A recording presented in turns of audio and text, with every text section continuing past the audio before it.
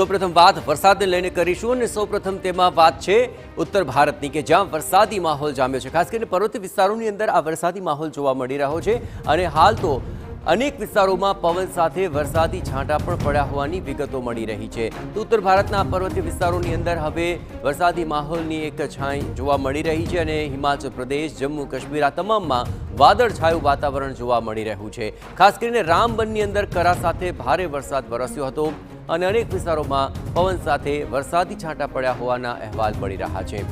મહત્વપૂર્ણ છે કે કેટલાક રાજ્યોના હવામાનમાં મોટો ફેરફાર જોવા મળી રહ્યો છે અને તેને કારણે ગરમીથી આંશિક રાહત પણ મળી રહી છે।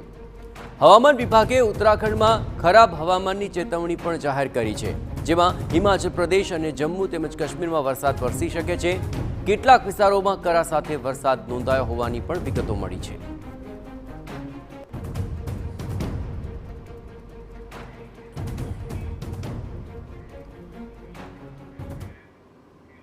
અને રાજ્યની વાત